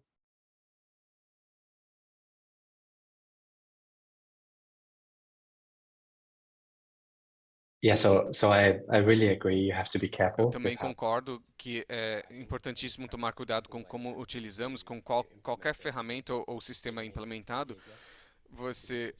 As pessoas vão gamificar e brincar com as possibilidades dos resultados para benefício próprio. Então, é importante regulamentar isso e achar a melhor forma de utilizar essas ferramentas. Então, sugerindo utilizar como uma avaliação de viabilidade é uma forma muito inteligente, porque quando vemos muitos projetos ao redor do mundo que são selecionados baseado em mais e mais, na verdade, de forma mais sofisticada, mas com a proporção de custos. Então, qual o benefício da construção e qual o custo da construção, e depois calcular qual que vai ser a eficiência da construção. E aí o que vemos é a seleção, o efeito de seleção de que normalmente o projeto mais otimista que é selecionado, porque eles têm as melhores proporções no papel. Então, usando dados históricos para isso, é uma forma excelente de eliminar os projetos que não são realistas. Gostaria de agradecer muitíssimo a todos por me convidarem. É incrível a equipe de vocês. Obrigado novamente por me convidarem. Davi, você quer convidar o Gilberto para fechar aqui a nossa reunião? Só para lembrar todos, isso daí era apenas uma ideia, né, de 3 auditores. E se não fosse o nosso colega de Belo aqui que apoiou, que nos incentivou em todo momento, isso daí não seria possível. E outra coisa, esse projeto com a GIZ, ele é com foco no combate à corrupção. E a gente entende essa ferramenta como uma ferramenta crucial para a gente mitigar a corrupção, principalmente aquilo que o Andreas falou, que o professor Alexander falou, que é a deturpação estratégica, que nada mais é um jeito bonito de falar fraude, né? Então, com isso, eu passo a palavra para o Dibelo para fazer as colocações finais do nosso evento e depois a Catarina para fazer o encerramento. Muito obrigado, Davi. Vocês me ouvem, né? Certo. Então, muito obrigado, Davi. Muito obrigado aí pelo convite da GIZ, da Catrina, o professor André Lide, um grande parceiro aí do Oxford Global Project. Eu estava à frente da então Secretaria Extraordinária de Operações Especiais em Infraestrutura, CENFRA Operações, e à frente da CENFRA Operações a gente viu essa necessidade de deixar um legado, né? Além de fazer parte da CENFRA Operações, eu faço parte também do Instituto do IBRAOP, do Instituto dos Auditores de Obras Públicas. Eu estou falando devagar por conta da tradução. Do Instituto de Auditores de Obras Públicas de todo o Brasil, o IBRAOP. Eu sou da diretoria executiva e eu cumprimento todos os auditores do Brasil que nos acompanham, aí na pessoa daqueles que eu estou vendo na telinha, que é o Fernando Morini, meu colega lá, o Aristóteles Sampaio, também colega, né? Todos, o Edson, enfim, os colegas, o Rodrigo, todos os colegas dessa área de auditoria de obras públicas e do IBRAOP. Então, agradeço muito, e aí, como o Davi colocou, eu gostaria até de contextualizar melhor para fazer um fechamento. O Viabilidade em Foco nasceu de uma ideia do Davi, junto com o Ivan e com a Cíntia, 3 colegas que propuseram essa ideia ao tribunal.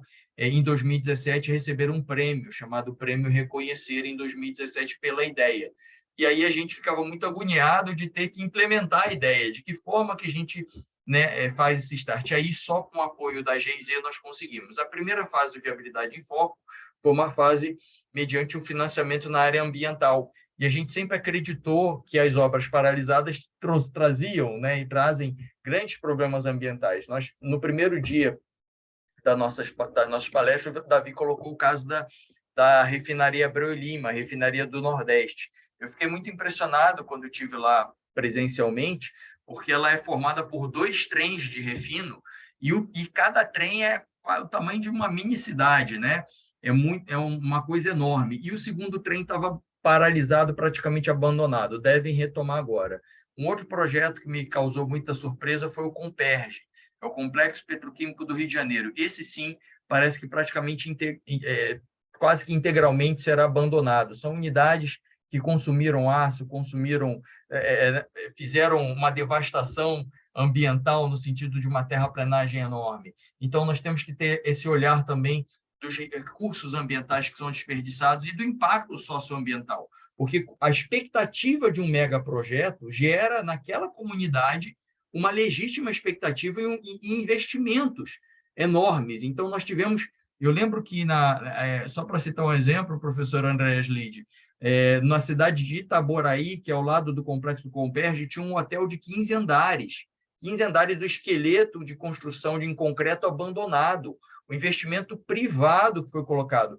Muitas pessoas investiram em fábricas em fábricas, em cursos, em gráficas, enfim, em indústrias no entorno dos projetos. Então, tem um impacto ambiental e social muito grande. Então, a questão do combate à corrupção entra nisso, porque o combate à corrupção, nós temos que combater efetivamente. Eu vi que um colega perguntou aí sobre as multas, as sanções, como são feitas, mas a gente tem que pensar na prevenção, né? Então, a prevenção ela é muito mais barata do que, muito menos custosa do que o combate, né? Lembrando que corrupção e fraude, eles são crimes, e crimes que pressupõem uma intenção. E é muito difícil a gente provar a intenção, por isso que é muito difícil combater a corrupção. Mas a gente consegue provar a má gestão. Então, no momento em que a pessoa existe o método e ela não segue o método, ela está se colocando em risco de ser punida pelos tribunais de contas. Então, essa é a essência do Viabilidade em Foco Fase 2, financiado pela GIZ. Então, com uma medida de prevenção, então, megaprojetos causam mega prejuízos, caso não sejam bem conduzidos. Como o colega Bruno colocou no início da nossa fala de hoje, são projetos complexos, né, com prazos muito curtos, uma ansiedade da sociedade em usufruir aquele projeto. Tem as questões do ciclo político, né? O ciclo político costuma ser muito mais curto do que o ciclo de maturidade do projeto, do megaprojeto, interesses difusos, né? Então, nessa questão, eu sempre coloco a iniciativa e a acabativa. Não fui eu que inventei esse termo, as pessoas sempre me citam, mas é um termo do professor Stephen Kennedy, que é um professor de administração aqui no Brasil, que escreveu um artigo na década de 90 e mudou a minha vida, esse artigo, porque ele diz que tem pessoas muito vocacionadas à iniciativa e pessoas vocacionadas à acabativa. E nos megaprojetos nós precisamos ter pessoas formadas e vocacionadas, né?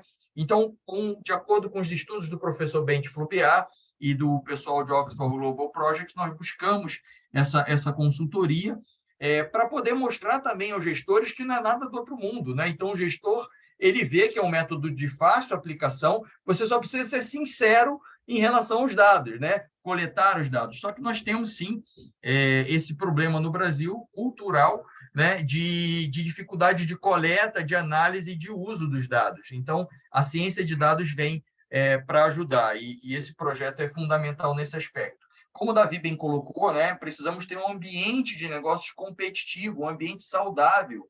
Por quê, pessoal? Porque isso traz menores custos, uma economicidade, menores custos para a sociedade e atrai investimentos. O Brasil está passando por uma crise fiscal seríssima, ou seja, temos muitos gastos e pouca arrecadação. Então, precisamos contar com um investimento privado, e esse investimento privado só é atraído se tiver um ambiente de negócio sério, correto, como o professor Cláudio Frickstack falou no nosso primeiro dia. E só para citar um rápido exemplo, né, da questão de modelagem matemática, eu tenho formação em engenharia civil e atuei muitos anos na área de hidráulica e saneamento. Hidrologia era a minha especialidade. E existe um modelo chamado modelo chuva-vazão, chamado SMAP, Soil Moisture Accounting Procedure, que é um modelo em que você entra com dados de chuva e você sai com dados de vazão dos rios para poder fazer uma série de cálculos. E no caso de usinas hidrelétricas, isso é extremamente importante para calcular a energia gerada. E eu lembro que uma vez eu trabalhava numa empresa chamada Eletrobras, uma empresa estatal, e existia um colega da empresa Eletronorte, e aí eu fui analisar a calibragem dos dados do modelo. E chegou um determinado momento, eu vi que ele calibrou a área da bacia hidrográfica, né? Então, a área da bacia X quilômetros quadrados é um dado físico, é um dado que não é calibrável. E eu lembro que eu virei para ele e falei, meu amigo, você pode calibrar o que você quiser. O coeficiente de permeabilidade do solo, o coeficiente de escoamento superficial, você só não pode calibrar a área da bacia, né? Então, isso mostra ele até com boa vontade, mas ele estava aplicando errado o modelo. Como o Davi bem colocou, às vezes a gente deturpa o uso da ferramenta por desconhecimento, por ignorância. Então, é importante a gente estar o tempo inteiro fazendo esses projetos e martelando e formando essas pessoas, mostrando o que é possível calibrar e o que não é possível calibrar nesses modelos. Então, mais uma vez, concordando com o Davi, esses modelos são importantes para análise de viabilidade, aquela análise preliminar de alocação do orçamento público. É importante a gente acabar com esse vício, né, de superestimativa dos benefícios e subestimativa dos custos. Isso já tá bem bem claro no trabalho da OGP, isso é um vício, né, até de modelo mental, e a gente precisa, de fato, superar isso. A gente precisa ter benefícios realistas e custos também realistas, ou seja, na dúvida, é melhor que a gente aumente os custos e reduza os benefícios para ver se a equação fecha. Isso é o que vai permitir a gente concluir as obras. Se durante a execução nós conseguimos otimizar os custos, ótimo, melhor ainda, teremos a economicidade. O que não pode é a gente falsear esses dados e aí gerar um baita prejuízo para a sociedade. Agradeço mais uma vez aí pela atenção de todos, já estamos avançando no nosso horário. Muito obrigado mais uma vez ao professor André Lide, ao professor Alexander Boudier, que nos acompanharam nessa jornada, a Katrina, representando a GIZ, e ao Davi Gruba e a Rafaela, representando e o Bruno Martinello, titular da unidade da Audi Porto Ferrovias, a quem agradeço muito. Viu? Obrigado aí, mais uma vez. Obrigado, Gilberto. Passar a palavra de volta para a Katrina. Só comentar que a questão da gravação, né? A gente vai disponibilizar a gravação do evento posteriormente aos integrantes, né? E agradecer também, deixar de agradecer ao Bruno, né? Que depois que o projeto foi para a Audi Porto Ferrovia, deu todo o apoio necessário para a continuidade. E a Katrina também.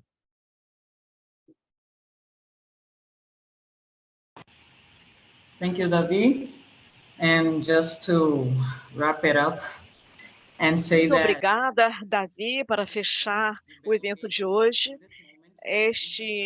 Essa fala do DeBello foi importante para nós, porque é importante para o trabalho da Holocefs, está incluído no trabalho estratégico da Holocefs, que é liderado por um grupo da TCU, principalmente para trabalhar neste tema. Nós temos grandes expectativas sobre este trabalho, para que estejamos mais próximos do TCU, da América Latina, dos países do Caribe, dos Estados Unidos. Eu espero que possamos desenvolver vários trabalhos a partir destas sessões e também novos projetos. Agradeço novamente o senhor Andréas pela participação. Foi excelente ter todos vocês aqui conosco. Agradeço novamente.